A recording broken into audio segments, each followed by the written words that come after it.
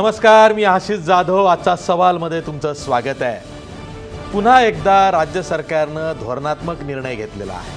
तो म्हणजे जसे नगराध्यक्ष, नगरपालिका, नगरपंचायतीमध्ये थेट लोकांमधून निवडून आणण्याची चाल सरकारनं यशस्वी करून दाखवली आणि त्यामध्ये भाजपला मोठा राजकीय फायदा झाला.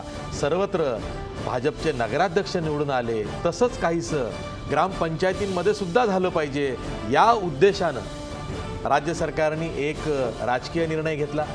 तो म्हणजे आता थेट लोकांमधून सरपंचाची निवड केली जाणार होती. आतापर्यंत काय व्हायचं की आधी सदस्य निवडून यायचे ग्रामपंचायतीचे, ज्यांना आपण पंच म्हणतो, आणि त्या पंचांमधून सरपंचाची निवड होत असे. पण आता इथून पुढं ज्या निवडणुका राज्यात होतील, जवळच्याच काळामध्ये, नजीकच्या काळामध्ये 8,000 ग्रामपंचायतीच्या निवडणुका आहेत. त्यामध्ये आता थेट लोकांमधून सरपंच निवडला जाणार आहे. तसा निर्णय राज्य मंत्रिमंडळानं घेतला आहे. हा निर्णय घेतल्यानंतर विरोधकांनी सरकारवर टीका केली. राष्ट्रवादीचे नेते अजित पवार म्हणाले की हा लोकशाहीचा खून आहे. काँग्रेसचे प्रदेशाध्यक्ष अशोक चव्हाण म्हणाले की यामुळं घोडा बाजाराला आता बळ मिळेल, ती स्पर्धा माजेल. नेमकं काय काय होणार आहे यासाठी आज आपण ही चर्चा करणार आहोत. आपला आजचा सवाल बघा. सरपंचांची निवड थेट लोकांमधून करण्याचा राज्य सरकारचा निर्णय योग्य आहे का? या आपल्या आजच्या सवालमध्ये काही महत्त्वाचे मुद्दे दडलेले आहेत, ज्यावर आपल्याला चर्चा करायची आहे. मुद्दा क्रमांक 1, नगरपालिका, नगरपंचायतीत नगराध्यक्ष निवडीचा भाजपला फायदा झाला का? मुद्दा क्रमांक 2, खेड्यापाड्यात पक्ष संघटना वाढवण्यासाठी भाजपनं थेट सरपंच निवडीचा निर्णय घेतलाय का? मुद्दा क्रमांक 3, थेट लोकांमधून सरपंच निवडल्यामुळं ग्रामविकास खुंटेल का? ग्रामविकासाला बाधा येईल का? मुद्दा क्रमांक 4, जिथं ग्रुप ग्रामपंचायती आहे, ज्याला आपण गट ग्रामपंचायती म्हणतो, त्यामध्ये सरपंच निवडून एकाच खेड्याची मक्तेदारी होऊ शकते का? शेवटचा मुद्दा क्रमांक 5, सरपंच पदासाठी 7वी पासची अट योग्य आहे का?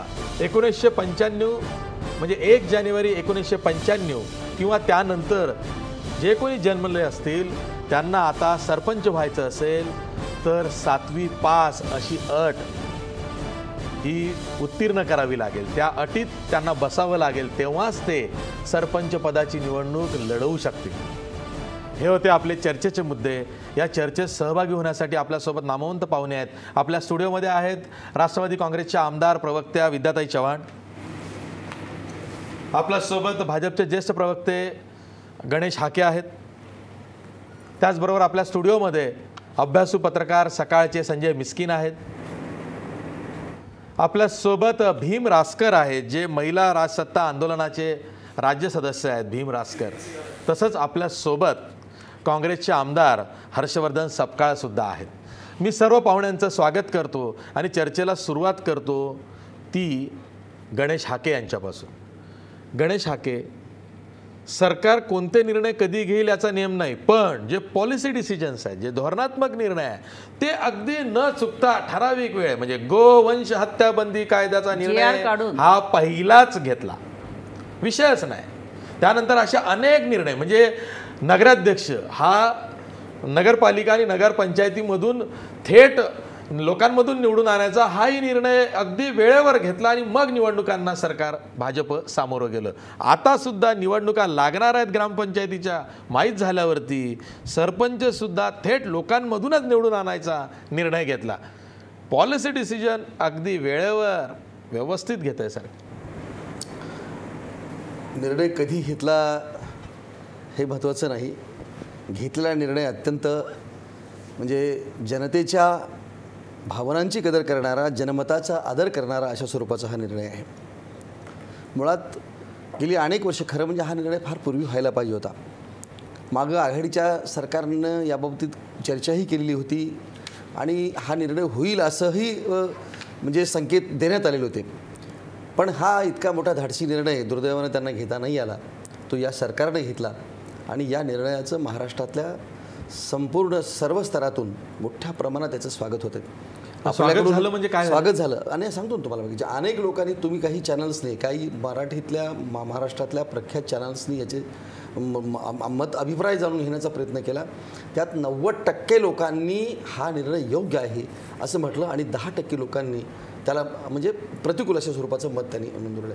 याचाच अर्थ असा आहे की लोकांना हा निर्णय आवडलेला आहे, हा निर्णय घेतलेला आहे तो लोकशाहीच्या बळकटीकरणासाठी, ग्रामपंचायती सक्षम करण्यासाठी आणि ग्रामविकासासाठी अत्यंत महत्त्वाच्या स्वरूपाचा हा निर्णय आहे. त्यामुळे लोकांच्याकडून ह्याचं निश्चितपणे स्वागत होईलच. निर्णय का घेतला, कधी घेतला हे महत्त्वाचं नाही, तर निर्णय हा लोकशाही खरं म्हणजे अधिक मजबूत करण्यासाठी घेतला निर्णय आहे आणि अत्यंत महत्त्वाच्या अशा स्वरूपाचा हा निर्णय, एक धाडसी निर्णय आहे, ऐतिहासिक अशा स्वरूपाचा हा निर्णय आहे.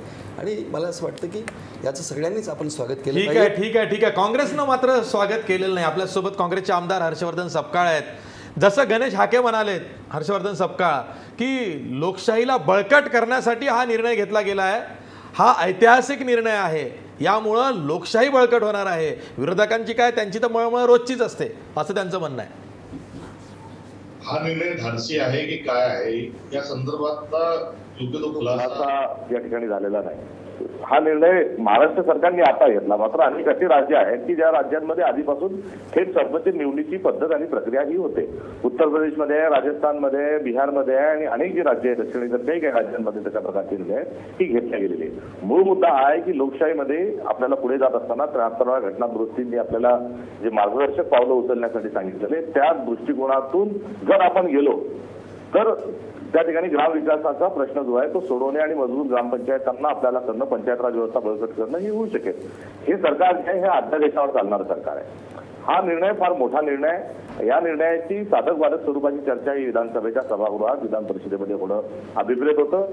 मात्र कोणताही ठराव जो आहे, कायदा बदलत असताना, कायदा निर्माण करत असताना त्या ठिकाणी दंडेलशाही स्वरूपामध्ये आणायचा, सभागृहात चर्चा न होऊ देता त्याला पास करायचं. मागे नगराध्यक्षांचा जो निर्णय घेतला तोही अशाच पद्धतीने अध्यादेशाच्या स्वरूपात घेतला, हाही अध्यादेशाच्या स्वरूपात घेतला.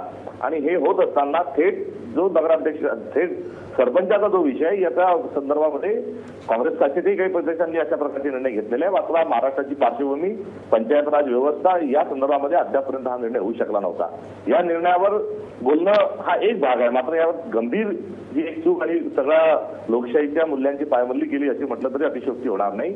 हा 7वी पासचा जो निर्णय आहे हा संपूर्णतः लोकशाहीच्या विरोधातील निर्णय या सरकारने घेतलेला आहे. या 7वीच्या पासच्या निर्णयाचा तर सरसकट निषेध केला पाहिजे आणि जो थेट सरपंच निवडीचा जो प्रश्न आहे त्यावर एक साधक बाधक चर्चा होऊन महाराष्ट्रामध्ये एक वातावरण तयार करून जी प्रचलित कायदे आहेत त्या कायद्यांना बळकट करत असताना पंचायत राजचे अधिकार वाढवत या निर्णयाला सामोरं जाणं हे अभिप्रेत होतं.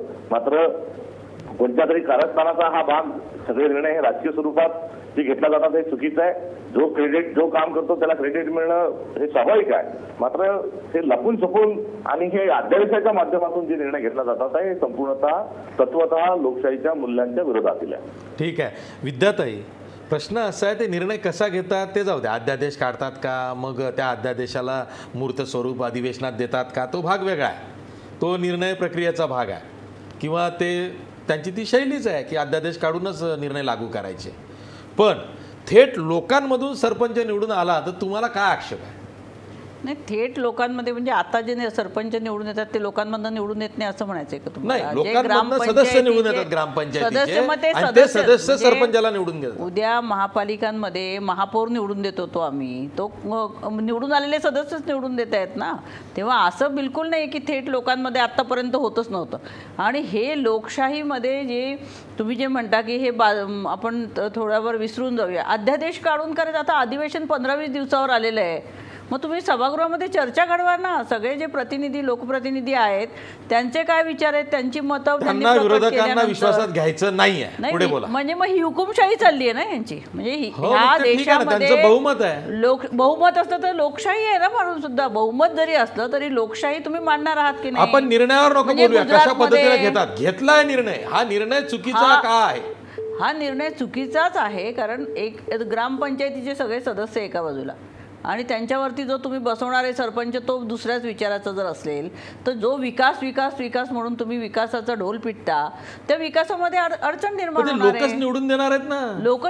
लोक कोण पैशाच्या बळावर निवडून आणणार ना. हे आता भाजपचं काय झालेलं आहे, त्यांनी नोटाबंदी करून सगळ्यांचे पैसे तर काढून घेतलेलेच आहे आणि स्वतःकडे सगळे पैसे ठेवलेले आहेत आणि त्यांचं निवडणुकात पैसे वाटायचेच कशाला? वाटतातच ना. हे वाटतात खुलेआम. आम्ही यांना पकडून दिलेले अनेक वेळा. मला हेच सांगायचं, मुंबईच्या निवडणुकांमध्ये यांना पैसे वाटताना 2 वेळा पकडलं तरी मुख्यमंत्र्यांचे आदेश होते कोणालाही काही केसेस घ्यायच्या नाही आणि तसे घेतल्या नाहीत केसेस. हे मी अनुभवातनं बोलते, मी काही माझ्या मनाचं बोलत नाही आहे. आज उत्तर प्रदेशमध्ये पण तुम्ही बघितलं तर 325 जे निवडून आलेले आहेत ते पैसे वाटपामुळे हे आता खुलेआम बोललं पाहिजे आणि खुलेआम होतं आहे सगळं.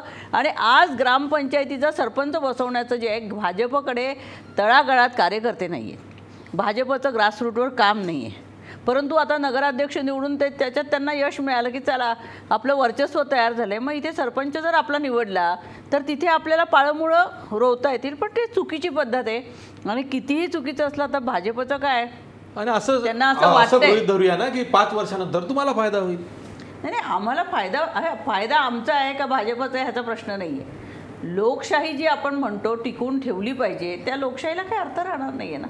त्यामुळे विकास करायचा एकीकडे तुम्ही गप्पा मारताय आणि तुम्ही तुमचा सरपंच पैशाच्या जोरावर आणून सगळ्या निवडून आलेल्या सदस्यांच्या जोरावर बसवणार, डोक्यावर बसवणार आहेत आणि तुमचा निर्णयच तुम्ही जर पुढे यांनी काय सांगितलं आहे 2-2.5 वर्षामध्ये आम्ही कुठल्याही प्रकारचं हे करू देणार नाही त्यांना, म्हणजे अविश्वासाचा ठरावसुद्धा आम्ही करू देणार नाही आहे. म्हणजे अशा प्रकारे म्हणजे आमचा सरपंच आम्ही बसवणार, आमचा सरपंच जो निर्णय घेईल तो तुम्ही मान्यच केला पाहिजे. त्याला हटवण्यासाठी तुम्ही काही त्याच्यावर अविश्वासाचा ठरावसुद्धा आणू शकत नाही. म्हणजे ही हुकुमशाही भाजपची सगळीकडे सुरू झालेली आहे. आणि आता पुढच्या मला तर आश्चर्य 19च्या निवडणुका झाल्या तर नशीब, पुढे पुन्हा आपल्याला निवडणुका लोकशाही पद्धतीने होतील की नाही याच्यावरती सुद्धा प्रश्नचिन्ह लागणार. ठीक आहे, आपल्यासोबत भीम रासकर आहेत. भीम रासकर सर, हा जो निर्णय आहे थेट लोकांमधूनच सरपंच निवडून आणायचा निर्णय का वाईट आहे किंवा का चांगला आहे, तुमचं स्वतःचं मत काय? कारण तुम्ही एवढं काम करताय पंचायत राजमध्ये. मी गेली 17 वर्ष पंचायत राजमध्ये ज्या महिला, दलित, आदिवासी निवडून येत आहेत त्यांच्याबरोबर काम करतोय आणि हे करताना निश्चितपणे लक्षात येतं की आमची एक घोषणा आहे की देशात लोकशाही, गावात हुकुमशाही चालणार नाही. मला असं वाटतं, मी 3रीपासून निवडणुका पाहतोय आणि आत्ता सरळ असं दिसतंय की पंचायत राजकडून आपण पाटीलकी राजकडे परत जातोय की काय अशी भीती वाटायला लागली. माझे साधे मुद्दे आहेत. आम्ही असं म्हणतोय की नवीन जी मंडळी गावकुसा बाहेर होती त्यांना आपण या सत्तेमध्ये आणतोय, 50% आरक्षण देऊन 73वी घटना दुरुस्ती करून.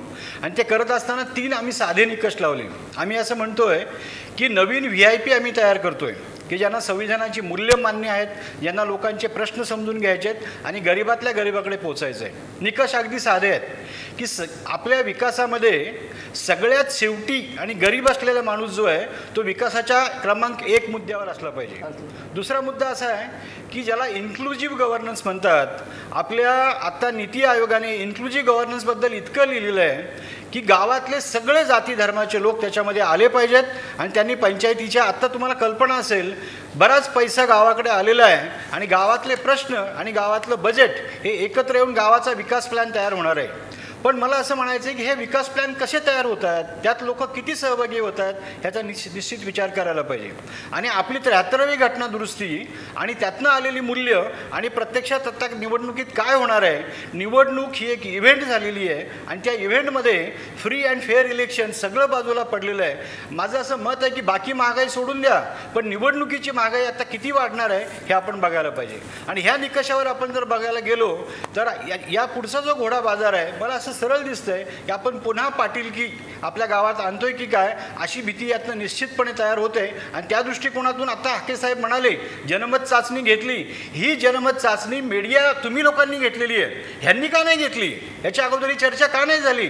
मला असं म्हणायचं की इतकं आपलं महाराष्ट्राचं राज्य पंचायत राजमध्ये अग्रेसर आहे, आपण कुणाची उदाहरणं घेतोय?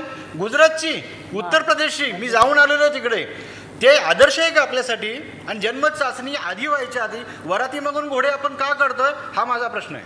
ठीक आहे. आपल्यासोबत पत्रकार संजय मिस्किन आहे. संजय मिस्किन, जसं आता भीम रासकर म्हणाले की गावामध्ये पाटील राज किंवा पाटील की पुन्हा अवतरेल आणि जो गावकुसा बाहेरचा माणूस आहे त्याला बाहेर ठेवण्याचंच हे कदाचित कटकारस्थान पुढं होईल. कारण आता निवडणुकांमध्ये प्रत्येकाला रिप्रेझेंटेशन मिळतंय, ते न मिळता कोणाची तरी एका गटाची मक्तेदारी होऊ शकते. कारण लोकांना कसं आहे, जसं हाका तसं ते बिचारे जातात, असा अनुभव निवडणुकांमध्ये येतो.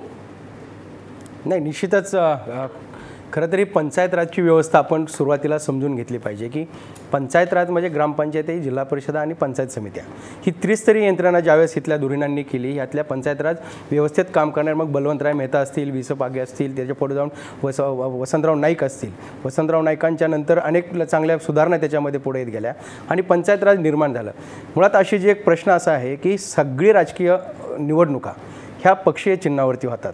जिल्हा परिषद होते, पंचायत समिती होते, विधानसभा होते, लोकसभा होते, मग ग्रामपंचायत का पक्षीय चिन्हावरती होत नाही आहे? याचं कारण एक आहे की ह्या सगळ्या लोकांनी ज्यावेळेस विकासाचं विकेंद्रीकरण म्हणजे पंचायत राजचं विकेंद्रीकरण आणि लोकशाहीचं विकेंद्रीकरण करण्याचा ज्यावेळेस मसुदा चर्चेला आला आणि ह्याच्यावरती ज्यावेळेस देशातल्या सगळ्यात अभ्यास गटांनी ज्यावेळेस अभ्यास करून त्यांचे जर टिपन्स आपण वाचले ना, का इतिवृत्त जर वाचले ना, तर आपल्याला समजते की गाव ही विकासाची खरी यंत्रणा आहे. गाव ही इतकी छोटी मूलभूत संकल्पना असली तरी ती विकासाची आणि ह्या देशाच्या बलशालीची सगळ्यात मोठी पायरी म्हणजे गाव आहे. त्यामुळे गाव हे राजकारणाच्या परिघाबाहेर ठेवलं जायचे. हा जो थेट सरपंच निवडीचा निर्णय आहे, हा थेट सरपंच निवडीचा निर्णय हा तूर्त आता जरी वरकरणी चांगला वाटत असला तर याचे दूरगामी परिणाम असे होणार आहेत की या निर्णयामुळं हा राजकीय निर्णय आहे हे साध्य होणार आहे. आज जिल्हा परिषदांचं आपण काय झालेलं बघतोय, जिल्हा परिषदा ह्या कार्यकर्त्यांच्या कार्यशाळा असं जरी सातत्याने म्हटलं जात असं तर त्याची मूलभूत कार्य आणि कर्तव्य मात्र वेगळी होती. विकासाची यंत्रणा आणि विकेंद्रीकरणाचं प्रशासन गावापर्यंत पोहोचवण्याची कामगिरी जिल्हा परिषदेला पार पाडावं लागत होती. आज त्या जिल्हा परिषदा ह्या फक्त कार्यकर्त्यांच्या सरोगेसी मदर म्हणून काम करतायत, म्हणजे कार्यकर्त्यांची शाळा म्हणून जिल्हा परिषदा काम करतायत. आणि अशा परिस्थितीमध्ये जर गावात ही राजकारणाची ही म्हणजे कीडच आहे एक प्रकारे, पक्षीय राजकारणाची ही जर कावाला लागली तर गावामध्ये सुद्धा राजकीय पक्षांचं प्राबल्य, बहुसंख्याकवादाचं प्राबल्य. याचं कारण एक आहे की थेट सरपंच जर निवडायचा असेल तर ज्या जातीची लोकसंख्या जास्त आहे त्या जातीचा सरपंच हे पहिली मूलभूत अडचण मला या ठिकाणी दिसते. दुसरी गोष्ट आहे की गट ग्रामपंचायती कोकणामध्ये जावा आणि सगळ्यात जास्त कोकणापेक्षा आदिवासी पाडे जे आहेत त्या आदिवासी पाड्यांमध्ये 5-6 गावांची मिळून एक ग्रामपंचायत असते. एखाद्या गावाची लोकसंख्या जर 10 ने जास्त असेल त्या गट ग्रामपंचायतीमध्ये तर सातत्याने त्या गावाचाच सरपंच होईल. आणि कारण आदिवासी पाड्यांमध्ये आरक्षण नाही आहे, तुम्हाला आदिवासी पाड्यांमध्ये सगळीकडे आदिवासीच सरपंच हे आहे. आणि त्या ठिकाणी एखाद्या गावात जर एखाद्या कुटुंबाची संख्या जास्त असेल किंवा एखाद्या गावाचा जर गट चांगला असेल तर त्या गटाचाच सरपंच ही मात्र या लोकशाहीच्या माथ्यावरती हाणलेली एक गोळी असेल. आणि हे सगळ्यात दृष्टीनं अत्यंत घातक आहे. मला एक सांगायचं की विकासाची यंत्रणा म्हणून ज्यावेळेस गाव होतो ही सगळी अपक्ष यंत्रणा जी आहे ही एका पक्षीय नीतीमध्ये बांधण्याचं जे काही हा निर्णयाच्या मला पाठीमागचं कारण दिसतंय ही लोकशाहीच्या दृष्टीनं आणि विकासाच्या दृष्टीनं खरी एक आहे. मला शेवटचा एक मुद्दा एक सांगायचा आहे की देशामध्ये पंचायत राज ज्यावेळेस 1994 साली 23 एप्रिलला लागू झालं त्यावेळेस ह्या सगळ्या विकासाच्या यंत्रणा विकेंद्रीकरणाकडे कशा जातील, 106-7 योजना ह्या गावापर्यंत कशा पोहोचतील म्हणून पंचायत समितीसारखी एक मध्ये पोस्टमनची व्यवस्था केली.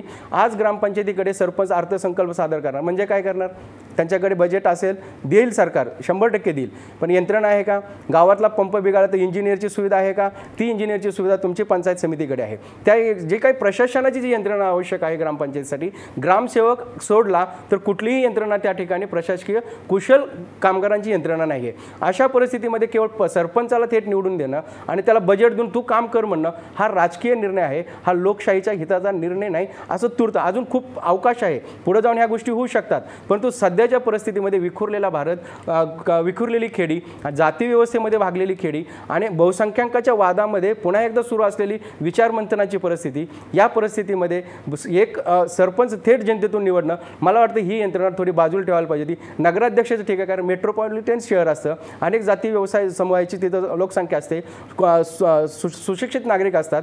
गावात मात्र तसं नसतं. एखादा गट जर प्रभावी असेल त्या गटाचंच राजकारण होतं. गट कशाला, एखादी जात जर का प्रभावी असेल, मगाशी ते सांगितलं की जात जर जास्त बहुसंख्याक जी जात बहुसंख्याकाची आहे त्याच बहुसंख्याकाचं प्रतिनिधित्व त्या गावावरती लादलं जाईल असं ह्या निर्णयातून अभिप्रेत आहे. आणि मला वाटतं हे जे आतापर्यंत गावं बाजूला ठेवली ती राजकीय पक्षाच्या आणि निर्णयाच्या आणि राजकीय सावळ्या गोंधळाच्या पलीकडे त्या गावांना, त्या ग्रामपंचायतींना पुन्हा एकदा राजकारणाच्या परिघामध्ये आणून त्या ठिकाणी गावगुंडी आणि गाडा पुन्हा एकदा राजकीय क्षेत्रात कलुषित करण्याचा प्रयत्न होईल. गणेश हाके, इतके आक्षेप झालेले आहेत, आता तरी सविस्तर उत्तर द्या. सविस्तर उत्तर दे. फक्त ऐतिहासिक निर्णय असं म्हणू नका. नाही, धाडसी आहे माहिती आहे, पण ते त्यांचे सगळे धाडस निर्णय कुठल्या आज प्रकारचं आहे ऐतिहासिकच ते सुद्धा आपल्याला नंतर बोलायचं आहे. की आशिष, खरंच हे सरकार ऐतिहासिक अशा स्वरूपाचेच निर्णय घेत आहे, म्हणून वारंवार आम्हाला हे ऐतिहासिक निर्णय असं म्हणावं लागते. पण कारण तुम्हाला फायदा होतो त्या निर्णयाचा. एनिवे की मी विद्याताई, संजय, पुन्हा हर्षवर्धन सपकाळ, भीम रासकर यांनी सगळ्यांनी ज्या काही प्रश्न उपस्थित केले हे असं गृहीत धरून चाललेले की या निर्णयामुळं संबंध येणाऱ्या ग्रामपंचायतीच्या निवडणुकीमध्ये भारतीय जनता पार्टीचेच सरपंच निवडून येणार आहेत. ऐकून येणार नाही, असं कोणी म्हणाल जी नाही. ज्या एक स्वरूपाची चुकीचा चर्चा पायंडा सुरू- पडेल, मला पाय जी आहे ती रोवायला यंत्रणा मिळेल. खिळखिळी होईल. नाही, दोन गोष्टी मी सांगतो की या जो रोख जो चर्चेचा आहे आणि ज्या पद्धतीचा अंदाज बांधून सगळ्या गोष्टी आपण चर्चा करतोय मुळात त्या चुकीच्या आहेत. ज्या पद्धतीचं वारड रचना झालेली आहे ती वारड रचना तशीच असणार आहे. आरक्षण आहे ते आरक्षण तशाच स्वरूपाचं असणार आहे. म्हणून एखाद्या पाटीलकीला म्हणा किंवा एखाद्या विशिष्ट जातीच्या माणसाला तिथं सरपंच होण्याचं आहे, मला सांगा हा मुद्दा इथं मुळातच म्हणजे नाही, निर्णय प्रक्रियेमध्ये तो गट जो आहे, तो जो समूह आहे तो वरचढ होईल. मिस्किन, मला काय म्हणायचं हे ग्रामपंचायतीच्या राजकारणाचा विषय नाही. आज आपण वेगळ्या पद्धतीने जर विचार केला तर महाराष्ट्रामध्ये ज्या पद्धतीच्या सगळ्याच स्तरावरती ग्रामपंचायत असेल, पंचायत समिती असेल, जिल्हा परिषद असेल किंवा विधानसभा असेल, ह्या निवडणुका ह्या आज कशाच्या आधारावरती होत आहेत? जातीच्या आधारावरती. आज नाही म्हटलं तर ते डावलता येत नाही. आणि मला असं वाटतं की ते दुर्दैवानं हे ते तुम्हाला म्हणजे डावलता येत नाही. त्यामुळेच ग्रामपंचायती बाजूला ठेवल्या होत्या.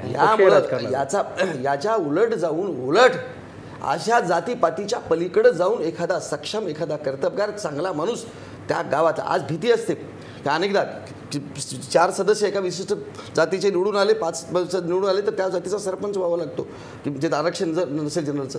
आज परिस्थिती अशी, जर थेट निवडणुकीमुळं, प्रत्यक्ष निवडणुकीमुळं एखादा चांगला सक्षम, कर्तबगार, शिकला सवरला, हुशार असा माणूस असेल तर गाव हे गुप्त मतदान पद्धतीनं मतदान केलं जात असल्यामुळं अशा चांगल्या उमेदवाराला निश्चितपणे तिथं सरपंच म्हणून निवडून देईल. आणि सरपंच पद हे आता पूर्वीच्यापेक्षा वेगळ्या पद्धतीनं आपण त्याला एक दर्जा देण्यात आलेला असल्यामुळं खऱ्या अर्थानं आपण बघितलं की आपल्या अनेक पंचायत राज व्यवस्था आपल्याकडे निर्माण होऊन सुद्धा आज ज्या ग्रामपंचायतीच्या क्षेत्रामध्ये ज्या पद्धतीचं राजकारण चालतं, ज्या पद्धतीचा घोडेबाजार चालतो, सदस्य निवडून आल्यानंतर सरपंच निवडीसाठी काय चालतं आपल्याला माहीत आहे. हे काही नवीन नाही आहे. मला असं वाटतं की त्याच्यामुळं पायबंद बसेल असं अजिबात नाही. तिसरी गोष्ट अशी आहे की विद्यार्थ्यांचा नेहमी आमच्यावरती एक आरोप असतो की भ्रष्टाचार, पैसे फार वाटतात, पैसे फार वाटतात. ऐकून घ्या अहो 60 वर्ष तुमची सत्ता होती, पैसे वाटपाचं प्रमाण बदललं त्यामुळे ते आश्चर्यचकित झालेलं आहे. आधी 5 रुपये आता एकदम थेट 500 रुपये. आमच्या भारतीय जनता पार्टीवरती हा सारखा जो आरोप आता गेल्या 2 ऐकून घ्या, निवडणुकांमध्ये मिळत असलेलं आपलं यश, त्याचं मूल्यमापन असं भ्रष्टाचारावर मिळणारं यश आहे. पण मी पुढे मागे थोडं जातो. 60 वर्ष यांनी ह्याच पद्धतीने निवडणुका लढून जिंकून आलेत का? हे मला काय म्हणायचंय की लोकांची, मतदारांची तुम्ही अशा पद्धतीनं तुम्ही त्याला काय करता, त्याची किंमत करता, अवमान करता, त्यांच्या मताचा अवमान करता मतदारांचा. मतदार ज्या तुम्ही मतदार का पैसे दिल्यानेच लोक तुम्हाला मतदान करतात का? माणसं पाहून करतात, पक्ष पाहून करतात, विचार बघून मतदान करत असतात लोक. माझं असं म्हणणं आहे, जर असं असेल, आम्ही जर पैशाच्या जोरावरती जर निवडणुका लढत असू तर 60 वर्ष तुम्ही हेच केलंय का? पैशानेच निवडणुका तुम्ही जिंकलेल्या आहात का? तुम्ही जे जिंकलात, तुम्ही जे निवडून येत होतात ते मात्र काय होतं? भ्रष्टाचार वगैरे काही उत्तर द्या. आणि आम्ही तुम्हाला सविस्तर उत्तर दिलेलं आहे. आम्ही तर उलट असं म्हणतो आम्ही की भ्रष्टाचारासाठी पैसे अधिक कोणाकडे आहेत, सत्ता कोणाकडे आहेत, सत्ता केंद्र कोणाकडे आहेत, साखर कारखाने कोणाचे आहेत, सूतगिरण्या कोणाचे आहेत, दूध संघ कोणाचे आहेत, संस्था, मोठ्या शैक्षणिक संस्था कोणाच्या आहेत, ह्या सगळ्या लोकांचे आहेत. पैसे भ्रष्टाचार कोण करत होतं, कोण करतंय? आणि भ्रष्टाचारासाठी पैसे वाटण्यासाठी पैसे राजकारणामध्ये वारेमाप कोणी वाटले? आणि भ्रष्टाचारामध्ये कोण लोक सध्या सापडलेले आहेत, कोण आहेत? किती मला सांगा. हा इतिहास, काँग्रेसचा, राष्ट्रवादीचा इतिहास आपल्या समोर असताना सुद्धा, विनाकारण कुठल्याही प्रकारचं काही नसताना, ज्या गोष्टीचे चांगले निर्णय घेत असताना सुद्धा पैसे वाटले. भ्रष्टाचारामध्ये गेल्या 2.5 वर्षात कोण सापडलं राज्यात? नाही आशिष, मी मला सांगतो कोण सापडलं? एकनाथ खडसे तुमच्याकडे ऐकून घ्या मला तुम्हाला सांगतो. आणि बाकीचे 20 सापडले पारदर्शकतेचं लेबल देऊन टाकलं त्यांना. ताई, पैसे कोण वाटतं, पैसे कुणाकडे आहेत, भारतीय जनता पार्टीकडे मला सांगा, महाराष्ट्रामध्ये परिस्थिती भारतीय जनता पार्टीची तुमच्या काय होती? अध्यक्षांना विचारा ना तुम्ही पैसे कोण वाटतं ते. मला काय विचारताय? मी नाही वाटलेले. तुम्ही जो आरोप करता सांगा ना. तेच म्हणाले निवडणुकांमध्ये लक्ष्मी दर्शन महत्वाचं असतं.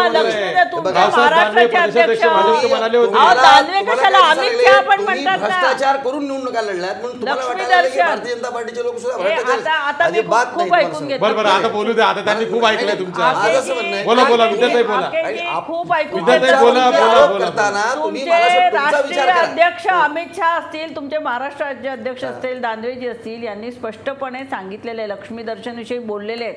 तुम्ही ज्या 2014च्या निवडणुका लढल्या त्या सुद्धा तुम्ही जाहिरातींच्या जोरावरच लढलेल्या आहे. तुम्ही आमचा 60 वर्षाचा इतिहास काढा. पंडित नेहरूंपासून आजपर्यंत इंदिरा गांधींपासून अगदी मनमोहन सिंगांपर्यंत कोणीही स्वतःच्या कामाची जाहिरात केलेली नाही. आपण जे जनतेसाठी विकासाची कामं करतो ती आपण जनतेसाठी कर्तव्य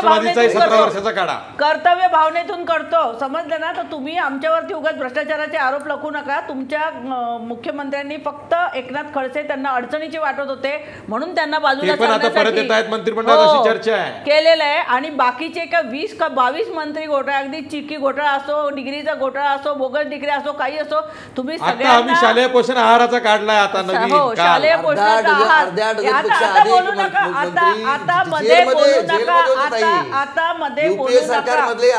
बरं ठीक आहे. भीम राजकारणाला काहीतरी म्हणायचं आहे. भीम राजकारण माफ करा. थोडीशी चर्चा भ्रष्टाचारावरती भरकटली. आपण मूळ मुद्द्यावरती येऊ. तुम्हाला काय म्हणायचं? तुमचे राष्ट्रीय अध्यक्ष जेलमध्ये होते, त्यांना तुम्ही कसं बाहेर काढलं ते सांगा. आमच्या लोकांविषयी बोलू नका. ठीक आहे. भीम राजकर तुम्हाला काय म्हणायचं आहे? आपला जो विषय आहे त्या विषयावर जर यायचं असेल तर साधा प्रश्न मला हाके साहेबांना विचारायचा आहे की 73वी घटना दुरुस्ती आली, त्याचे 5 मुख्य जे कारणं, मुख्य वैशिष्ट्य आहेत, त्याच्या बाबतीत थेट निवडणुकीमुळे काय फायदा होणार आहे हे आपण बघायला पाहिजे. पहिली गोष्ट आहे ग्रामसभांना अधिकार मिळाले पाहिजेत. मला खरंच असं वाटतं की पंचायत राजचा आजार वेगळा आहे आणि उपाय वेगळाच केला जातोय. कॅन्सर झालेला आहे आणि आपण त्याला म्हणतोय क्रोसिन घे, हे बरोबर नाहीये. ग्रामसभांची अवस्था गावात काय आहे हो? आम्ही रोज बोंबलतोय की या ग्रामसभा, महिला सभा नीट सुधारल्या पाहिजेत. दुसरी गोष्ट इलेक्शन कमिशन आपण म्हणतोय, पण फेअर अँड फ्री इलेक्शन खरंच होतंय का? आम्ही एक कॅम्पेन चालवतो, भ्रमदान मुक्त मतदान. हे भ्रष्टाचार, मटण, दारू आणि नवस हे जर गेलं तरच बाया, दलित या नीट निवडणुका लढू शकतील. हा दुसरा भाग. तिसरा भाग आहे आपलं वित्त आयोग आहे कुठे, कसं आहे, हे तिसरं वैशिष्ट्य आहे. चौथं वैशिष्ट्य आहे आपले किती कामं ग्रामपंचायतीला आपण सोपवली. अजूनही आपल्याकडे केरळासारखी सगळी कामं सोपवलेली नाही आहेत. आणि सगळ्यात महत्त्वाची गोष्ट, जे आरक्षण दिलेलं आहे महिलांना, आदिवासींना, दलितांना, त्या आरक्षणाची आजची अवस्था काय आहे? मला सांगायचं असं की ग्रामसेवक राज जे चाललेलं आहे गावामध्ये, त्याच्या बाबतीत आपण काय करणार आहोत हा एक मुद्दा आहे. आणि दुसरी गोष्ट, थेट निवडणूक केल्यामुळे हे प्रश्न कसे सुटणार आहेत, जे मिस्किन साहेबांनी मांडले की गावातले गट, मी आत्तासुद्धा परिस्थिती अशी आहे की एक माणूस निवडून येईल आणि बाकी सगळे विरोधी पंच सदस्य जर असतील तर गावाचा विकास खरंच होणार आहे का हो? परत स्वार्थी आणि राजकारण पुढे येणार की नाही? आज गावामध्ये सगळ्यांचा विकासाच्या मुद्द्यावर एकत्र आणायला, एक करायला कितीतरी वेळ लागतो. थोडक्यात असं आहे की आम्ही कितीतरी वेळा ग्रामविकास मंत्र्यांकडे डेलिगेशन घेऊन जायचा प्रयत्न केला आहे की आलेल्या सरपंचांना किमान माहिती तरी वेळेवर द्या, प्रशिक्षण वेळेवर द्या. GPDPचं ग्रामपंचायत डेव्हलपमेंट प्लॅनची अवस्था काय आहे ह्याच्यावरती एक दिवस आपण बोलू. मला असं वाटतं की ह्या सगळ्या बाता मारण्यात अर्थ नाही आहे. खरोखर विकेंद्रीकरण किती होत आहे, खरे सत्ता खाली किती जाते, हा खरा मुद्दा आहे आणि त्याच्यावर आपण बोललं पाहिजे. ठीक आहे. मी ब्रेक नंतर 14व्या वित्त आयोगाच्या निधी या निर्णयामुळे मिळणार आहे असा गाजावाजा करण्यात आलेला आहे काल निर्णय घेताना. त्यात किती तथ्य आहे त्यावरती चर्चा करणार आहोत. आणि महत्त्वाचं म्हणजे 1995 नंतर जे जन्मलेले आहेत त्यांना जर का आता सरपंच व्हायचं असेल तर 7वी पास असावं लागणार आहे, यावर सुद्धा चर्चा करायची आहे. पण ब्रेक नंतर, ब्रेकवर जाता जाता आपला प्रश्न बघा.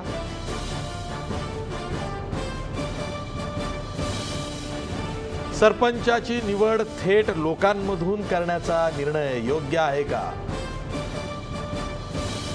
55% लोक म्हणतायत होय, हा निर्णय सरकारनं योग्य घेतलाय, थेट लोकांमधून सरपंचाची निवड व्हावी असं त्यांना वाटतंय. पुन्हा भेटूया ब्रेक नंतर.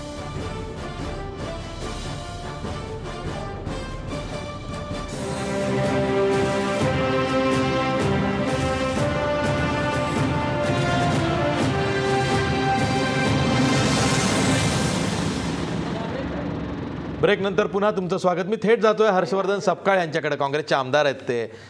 हर्षवर्धन सपकाळ, प्रश्न असा आहे की जेव्हा नगरपालिका आणि नगरपंचायतीमधून त्या निवडणुकांमध्ये जे नगराध्यक्ष आहेत ते थेट लोकांमधून निवडून आणण्याचा निर्णय घेतला, तेव्हा हे बोललं जात होतं की हा निर्णय राजकीय हेतूनं प्रेरित आहे.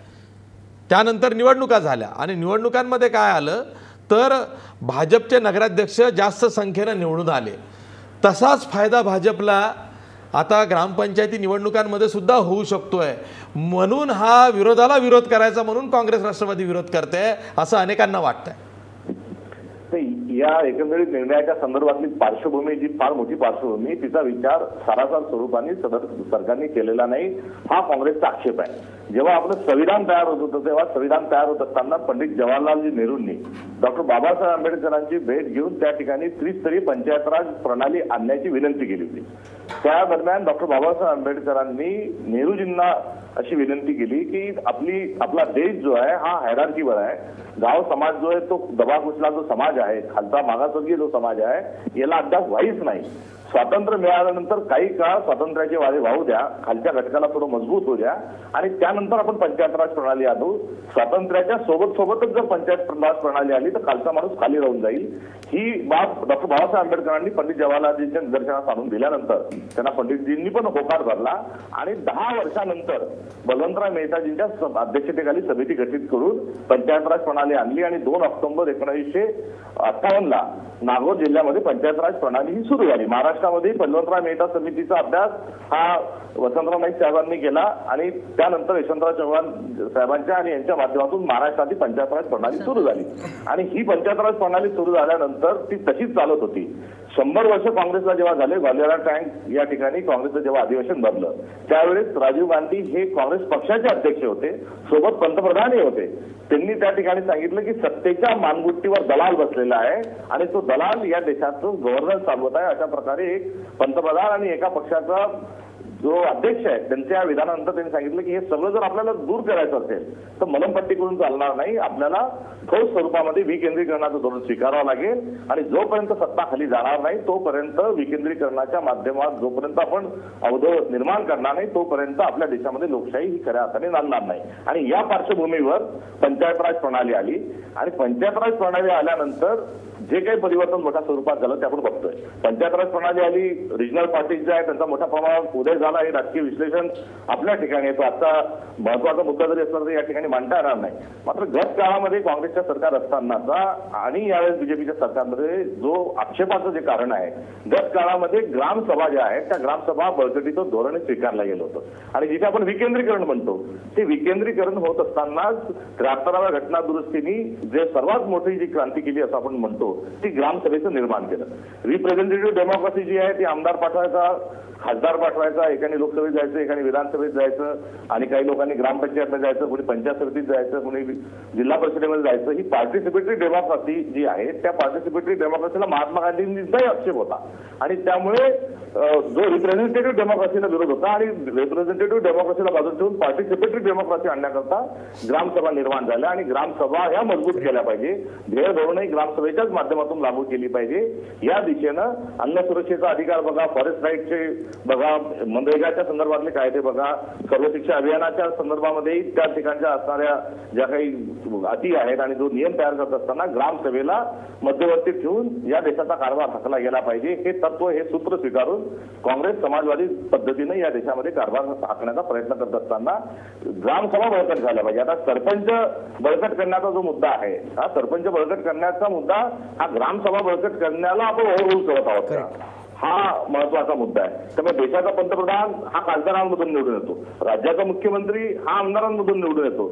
मात्र जी रायटिस्ट विंग म्हणून ज्या भाजपकडे आपण सर्वजण बघतो, यांना या देशामधली डिसेंट्रलायझेशनची प्रक्रिया आहे त्यांना थांबवायची आहे, सगळ्या गोष्टी केंद्रित करायच्या आहे, हुकुमशाही पद्धतीने या देशाचा कारभार हाकायचा आहे आणि सर्व सूत्र एकाच माणसाकडे कशी राहतील ही व्यवस्था या देशामध्ये पुनर्स्थापित करायची आहे. हा त्यांचा कुटील डाव असल्यामुळे त्यांच्या प्रत्येक निर्णयाच्या संदर्भामध्ये जी काही आक्षेप घेतला जातात त्याला ही पार्श्वभूमी आहे. आता महाराष्ट्रामध्ये इतके दिवस का लागू केलं नाही, ज्याचे फायदे आणि तोटे या दोघांचे अनालिसिस हे वारंवार महाराष्ट्रामध्ये ते करण्यात आलं होतं आणि सगळा सारासार पंचायत राज्य जे चॅम्पियन्स आहे यांच्या विचारातून सरतेशेवटी हा निष्कर्ष काढला गेला की थेट सरपंचाचा जो निवडणुकीचा प्रकार आहे हा महाराष्ट्राला झेपवणारा नाही आणि यातून विशेष काही निघणार नाही. ज्या ठिकाणी इनडायरेक्ट आहे त्या ठिकाणी लोक म्हणतात डायरेक्ट सरपंच असला पाहिजे, आणि ज्या डायरेक्ट सरपंच आहे तिथे म्हणतात इनडायरेक्ट असला पाहिजे. डायरेक्ट ज्या ठिकाणी ते म्हणतात सरपंच मनमानी करतो, कोणाचंच ऐकत नाही, आणि जिथे इनडायरेक्ट आहे त्या ठिकाणी लोक ही डायरेक्टची मागणी करतात. त्यामुळे जसं शादी का लड्डू जो बोलते, जो खाया उभी पचतावे न खाया उभी पचतावे, अशा प्रकारच्या निर्णयातून खूप काही निघणार नाही आहे. मात्र स्वतःचा डंका बजून घ्यायचा, कर्जमाफीची घोषणा केली त्याचं अजून काही पुढे व्हायचं तयार नाही, लोकांना वेगळ्या विषयामध्ये अडकून कसं ठेवायचं ही देखील या निर्णयामध्ये हा एक डाव भाजप सरकारचा हा निश्चित स्वरूपाचा आहे. त्यामुळे आधार जो आहे तो विकेंद्रीकरणाचे अधिकार बळकट केले पाहिजे, ग्रामसभा मजबूत केला पाहिजे, ही ट्रीटमेंट आहे. आणि ती ट्रीटमेंट नसताना भलतंच काय आपण करतोय. 3F चा फॉर्म्युला जो आहे तो आज रोजी पंचायत राज प्रणालीला दिला पाहिजे. 3F म्हणजे फंड, एक पहिला अधिकार दिला पाहिजे, फंड, फंक्शन आणि फंक्शनरी, या 3F जे आहेत हे 3F आपण पंचायत राज प्रणालीला देऊन ती संस्था बळकट करण्याचे जर निर्णय घेतले गेले तर त्याला आपल्याला क्रांतिकारक म्हणता येईल. संविधानाचं अनुसूची 12 सांगते की 29 विषय पंचायत राज प्रणालीकडे द्या. आपण त्याच्यात काय वर्कआउट करतो, आपण त्याच्यात काय काम केलंय हे काही प्रगतीपत्रक दाखवण्याकरता तयार नाही. किंबहुना दरवेळेस पंचायत राज प्रणालीचे अधिकार हे कमी कमी केले जातात आहे. जिल्हा परिषदांना कुठलाही अधिकार ठेवलेला नाही, पंचायत समित्यांना कुठलाही ठेवला नाही, ग्रामपंचायतांना जो अधिकार दिलेला आहे तो केंद्र सरकारकडून जे आलेले आहे तेच ग्रामपंचायतींना आहे. वेगळ्यानं वित्त आयोग जो आता याआधीच सांगितलेलं आहे महाराष्ट्राच्या वित्त आयोगाची ही बोंबाबोंब आहे. त्यामुळे बजेट कोणतंच नाही, सरकार काही बजेटही देणार नाही. आता हा अर्थसंकल्प त्याचे अधिकार म्हणजे हास्यास्पद आहे. अर्थसंकल्प म्हणजे काय तर ते स्वतःचा महसूल जो जमा होतो, जो काही टॅक्स पाणीपट्टी झटपट्टी होती यातून जो तयार होतो तो ते ग्रामपंचायतीला काही मिळतच नाही तर त्यांचा कुठला अर्थसंकल्प आला. या सगळ्यांमध्ये गोंधळ घालून द्यायचा, वेगळ्या अर्थाने कुठेतरी चर्चा करायची आणि आम्ही खूप मोठे मोठे वेगवेगळे पावलं उचलतोय हे दर्शवायचं. मुळात हा विकेंद्रीकरणाच्या प्रक्रियेला बाधा आणणारा निर्णय आहे. आणि 3F ची ट्रीटमेंट न देता, अधिकाराला विकेंद्रीकरण न करता हे दुसऱ्याच गोष्टी करून त्या ग्रामपंचायत प्रणालीचे जे मूळ प्रश्न आहेत त्या मूळ प्रश्नाकडे दुर्लक्ष करून हे चालत आहेत. ठीक आहे. मी पुन्हा जातोय भीम रासकर यांच्याकडे. भीम रासकर, या निर्णयामुळं एक शक्यता व्यक्त होते, ती ही आहे की जो बहुसंख्याक वाद आहे भाजप आणि संघाचा तो आता ग्रामीण पातळीवरती वाढवायचा आहे. बहुसंख्याकांचंच राजकारण भाजपला करायचं आहे, म्हणून सरपंचांची निवड ही थेट लोकांमध्ये घ्यायची की जिथं जो वरचढ असा समूह आहे, जात समूह, त्यातल्याच एखाद्याला हाताशी धरायचं आणि हा बहुसंख्याक वाद रुजवायचा, जेणेकरून भाजपची विचारधारा, संघाची विचारधारा ही ग्रामीण भागात आणखीन जास्त पसरेल. असा काही हेतू दिसतोय तुम्हाला? यामध्ये एक गोष्ट स्पष्ट दिसते की 73वी घटना दुरुस्ती आणि विकेंद्रीकरण जे आता साहेब बोलले त्याच्या विरोधात हा वाद आहे. आणि जर आपल्याला विकेंद्रीकरण वाढवायचं असेल तर अगदी साधी गोष्ट आहे, ज्याबद्दल आम्ही मंत्री महोदयांच्या बरोबर अनेक चर्चा केल्यात, विद्याताई या ठिकाणी आहेत, त्यांच्या थ्रू काही गोष्टी पाठवल्यात. साधी गोष्ट आहे, गावात 5 प्लॅटफॉर्म आहेत. आता 3F जे सांगत होते ना की फंड्स, फायनान्स आणि फंक्शनरीज, म्हणजे बेसिकली फायनान्स आणि फंक्शनरीज जर असतील तर काम करणारे लोक, जाणारा निधी आणि बेसिकली तिथली कामं, ह्या तिन्ही गोष्टी करायला काय आहे हो? मी मला असं म्हणायचं की थेट निवडणूक केल्यामुळे गावातल्या ग्रामसभा सुधारणार आहेत का? महाराष्ट्र हे पहिलं राज्य आहे महिला ग्रामसभा करणारं, वॉर्ड सभा करणारं, गावातल्या ग्रामपंचायती निवडणुका करणारं आणि उपसमित्या करणारं. तर ह्या 5ही प्लॅटफॉर्म जे गाव पातळीवरती आहेत ह्यांच्यामध्ये नेमका काय फरक पडणार आहे? तिथे खरं दुखणं आहे. ह्याच्यात काय करतो आपण, हा खरा मुद्दा आहे. आम्ही असं म्हणतो की सांदी कोपऱ्यात पडलेले लोक ते आत्ता कुठे पंचायतीमध्ये यायला लागलेत आणि काम करायला लागलेत, त्यांना आपण काय करणार आहोत? मला असं स्पष्टपणे दिसतंय की आपण हे जे प्रश्न आहेत ते प्रश्न बाजूला सोडलेले आहेत. आज तुम्हाला सांगतो, सरपंचांना आयडेंटिटी कार्ड मिळत नाही, ओळखपत्र मिळत नाही, जे मिळायला पाहिजे त्याचा GR आहे. ह्याच्याबद्दल किती वेळा किती डिपार्टमेंटशी आम्ही बोललो. दुसरी गोष्ट, त्यांना मानधन वेळेवर मिळायला पाहिजे, ते मिळत नाही. त्यांना प्रवास भत्ता मिळायला पाहिजे, मिळत नाही. प्रशिक्षण मिळत नाही. आणि सगळ्यात महत्त्वाची गोष्ट, आता आपण जो उल्लेख केला GPDPचा, आमचा गाव आमचा विकास, माझं आव्हान आहे सरकारला की अशा तऱ्हेचे GPDPचे प्लॅन किती गावात लोकांच्या सहभागाने झाले आणि गावातले प्रश्न आणि तो निधी ह्यांचा नीट मेळ बसलाय. 5 वर्षाचा प्लॅन करायचा आहे, 1 वर्षाचा आराखडा करायचा आहे. तुम्ही खरंच विचारान जाऊन बघा की अशा प्रकारचा आमचा गाव आमचा विकास पैसा आलेला आहे, पण त्याचा उपयोग कसा होणार आहे? हे प्रश्न मूळ आहेत. ह्या प्रश्नांवरती थेट अशी निवडणूक आणि बहुसंख्याकवादाचं राजकारण जर आलं, माझं असं मत आहे आपण 73व्या घटना दुरुस्तीला काळीमा फासतोय. आणि ती काळीमा फासणं, मला असं वाटतं की महाराष्ट्र असो किंवा इतर राज्य असो, भारत देश ते सहन करणार नाही. ठीक आहे, मी एक ब्रेक घेणार आहे आणि ब्रेक नंतर हा निर्णय राजकीय हेतूनच घेतला गेला आहे का आणि घेतला गेला आहे हे स्पष्ट होत असेल तर तो कशा पद्धतीनं आता भाजप सरकार राबवणार आहे यावरही चर्चा करायची आहे. पण ब्रेक नंतर, ब्रेकवर जाता जाता आपला प्रश्न बघा. सरपंचाची निवड थेट लोकांमधून करण्याचा राज्य सरकारचा निर्णय योग्य आहे का? 60% लोक म्हणतायत होय, सरपंचांची निवड थेट लोकांमधून करण्याचा राज्य सरकारचा निर्णय योग्य आहे. पुन्हा भेटूया ब्रेक नंतर.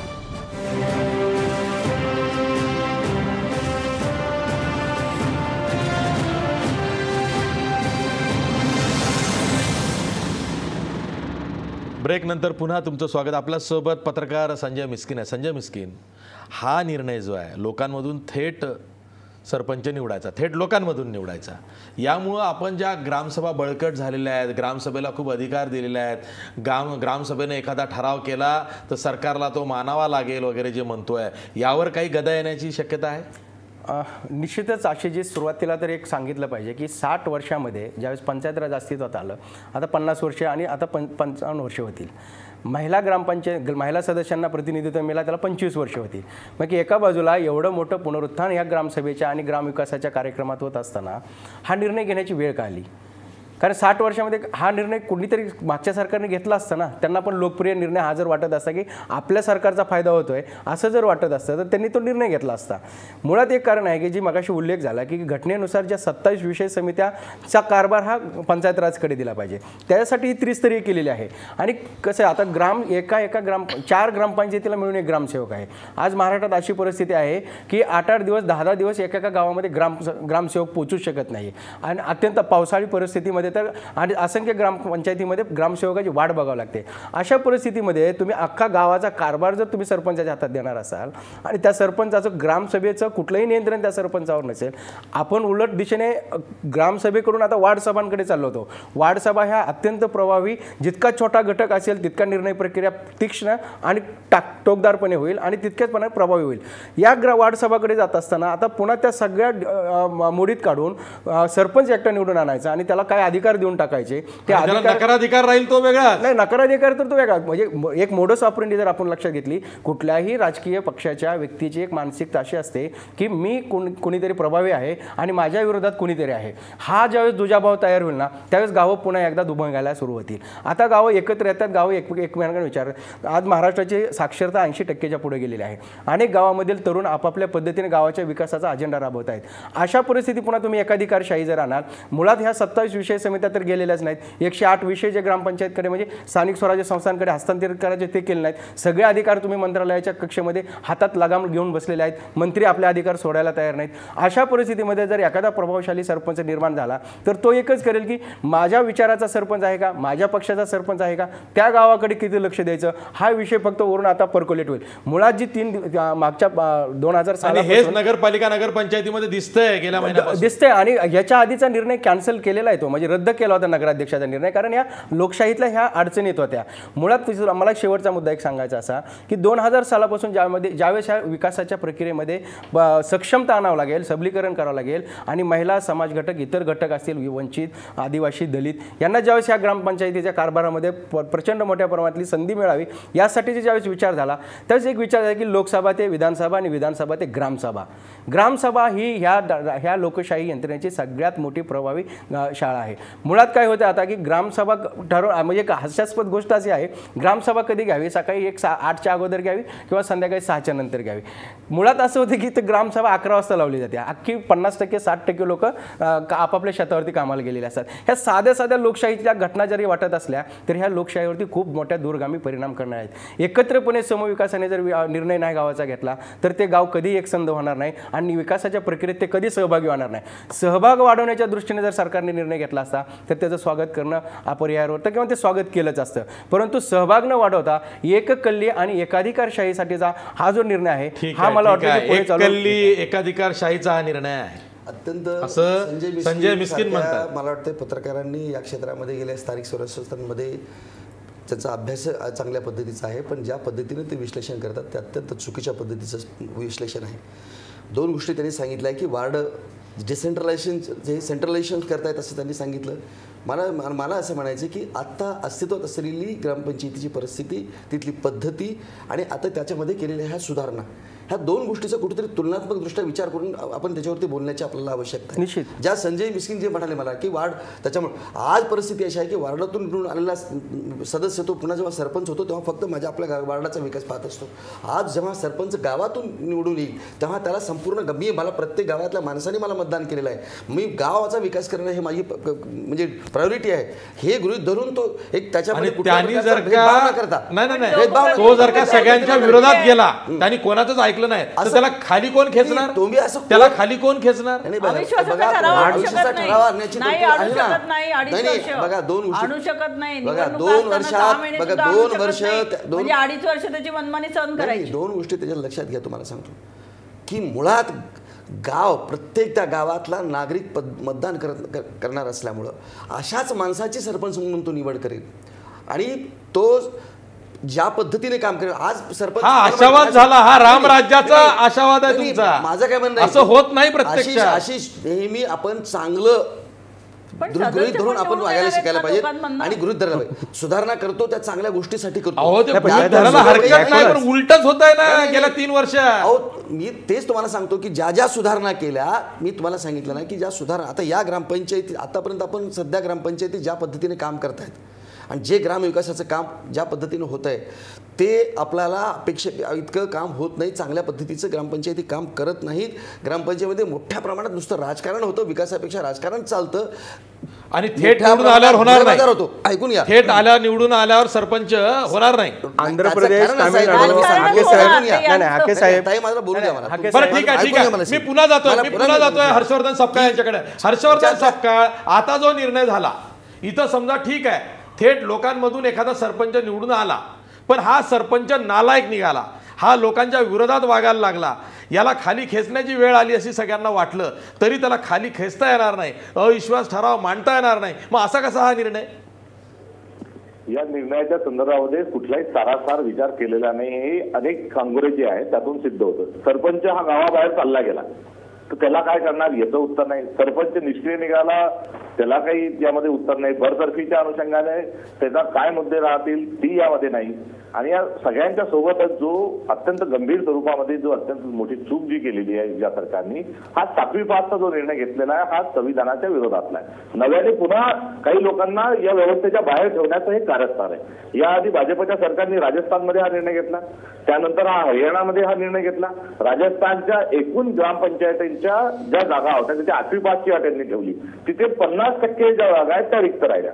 जो आदिवासी भाग आहे तिथे 70% जागा रिक्त राहिल्या. हरियाणामध्ये अनेक जागा अशा आहेत की ज्या ठिकाणी साधा अर्ज करण्याकरता इलिजिबल माणूस देखील सापडला नाही. 8वी पर्यंत परीक्षाच नाही आणि हे सरकार म्हणतं 7वी पास पाहिजे. आता कसला अभ्यास आणि अभ्यास धोरण? ठीक आहे. मी शेवटी विद्याताई चव्हाण तुमच्याकडे येतोय.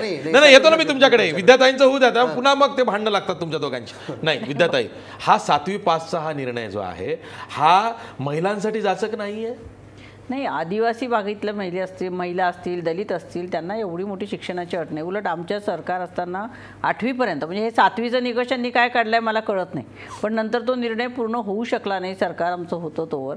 परंतु शिक्षणाची अट घातली त्याच्यात, म्हणजे 1995 नंतर जन्मलेल्या लोकांसाठी 1995 पर्यंतची अट आहे. आणि हल्ली मला असं वाटतं शाळांमध्ये 8वीपर्यंत तर काय पास नापास असं काही नसतं. 8वीपर्यंत सगळेजण पास होतातच आहेत. त्यामुळे परिस्थितीने शिकता आलं नाही तर परिस्थितीने शिकता नाही आलं तर ते आता हा निर्णय आता आमचेच काँग्रेसचे साथी म्हणतायत की हा राजस्थान आणि इकडे हा निर्णय योग्य वाटला नाही, परंतु ह्याच्या पुढे तरी निदान ते होऊ शकेल. आणि दुसरं म्हणजे महिला आज 50% जे आरक्षण महिलांना मिळाले, आज महिलांचे आज भीम रासकरजी इथे आहेत, ते अनेक ठिकाणी अशा प्रकारे महिलांना प्रशिक्षण देण्याचे वर्ग खूप ठिकाणी चांगल्या प्रकारे त्यांचे कॅम्प्स वगैरे चालतात, त्यातनं अनेक मटेरियल महिलांना मिळते आणि महिला आता सुशिक्षित पणाचं प्रमाण पण वाढलेलं आहे महिलांचं. असं नाही की महिला अशिक्षित आहेत किंवा काय, आता त्याही शिकतायत. परंतु हे जे 73वी घटना दुरुस्तीलाच हे हरताळ फासायचं आहे, ते फक्त 73वी घटना दुरुस्ती नाही, संपूर्ण संविधान या देशाचं यांना आता नकोसं झालेलं आहे. शेवटचा मुद्दा सांगायचा, मगाशी गणेश हाके म्हणाले की गणेश हाके हे एका राजकीय पक्षाचे प्रवक्ते, त्यांना बोलण्याचा अधिकार आहे. मुळात सरपंच हा एकमेव लोकशाही प्रक्रियेतला असा एक व्यक्तिमत्व आणि असं एक पद आहे की ज्याला थेट चेकवरती सही करण्याचा अधिकार आहे. या देशातल्या पंतप्रधानाला सुद्धा कुठल्याही राजकीय आपल्या आर्थिक चेकवरती सही करण्याचा अधिकार नाही, सरपंचाला आहे. आणि असा अधिकार जर सरपंचाला एकाधिकारशाहीतून थेट जनतेतून निवडून गेल्यावर सरपंचाला जर मिळाला तर त्याचा गैरवापर सुद्धा होऊ शकतो, हे गणेश हाकेंनी मान्य करायला पाहिजे. ज्यावेळेस बॉडी म्हणजे ग्रामपंचायतच्या मिटिंगचा जो विषय असतो त्या मीटिंगमध्ये सर्वानुमते निधीचं वाटप करताना वार्डातल्या प्रत्येक प्रतिनिधी आपापल्या वार्डाचा विषय मांडत असतो आणि त्यानुसार त्या निधीचं डिस्ट्रीब्युशन केलं जात असतं. असं इथं होईल का नाही, आणि नाही झालं तर तो निर्णय किती चांगला आणि हितकारक होता गावाच्या दृष्टीने. शेवटी भीम रासकर यांच्याकडे जातो. भीम रासकर, तुम्ही शेवटचं समारोप करा. एक तर महिलांसाठी 7वी पास ही अट तुम्हाला जाचक वाटतंय का? तळागाळातल्या महिला असतील, खालच्या जातीतल्या ज्या महिला असतील किंवा समाजातल्या असतील त्यांच्यासाठी, आणि दुसरं जो सरपंच आहे थेट लोकांमध्ये निवडून येतो त्याला आर्थिक अधिकार सुद्धा आहे, त्या दृष्टीने सुद्धा हा निर्णय चांगला आहे का? मला एक मुद्दा निश्चित वाटतोय की सुप्रीम कोर्टाने या शिक्षणाच्या अटीबद्दल तो निर्णय प्रलंबित ठेवलेला आहे आज राजस्थान आणि हरियाणाचा. तरीसुद्धा हा निर्णय का घेतला जातो हा एक मुद्दा आहे. दुसरा मुद्दा निश्चितपणे असा आहे की परिवर्तन करायचं तर गावातल्या लोकांकडे संडास असलं तर निवडणुकीला उभे राहा, गावातल्या लोकांनी शिक्षण घेतलं तर निवडणुकीला उभे राहा, 2 आपत्ती असली तर निवडणुकीला उभे राहा. आणि हे सगळे निर्णय वर कोणालाच नाहीत, फक्त सरपंचांनाच लावलेले आहेत. ह्याचं काय कारण आहे बघायला पाहिजे. आणि सगळ्यात महत्त्वाची गोष्ट, बॅरिस्टर नागपै असं म्हणाले होते की सरपंच किंवा पुढारी कसा असला पाहिजे की जनतेच्या पायात जर काटा रुतला तर ज्याच्या डोळ्यात अश्रू येतात तो खरा पुढारी.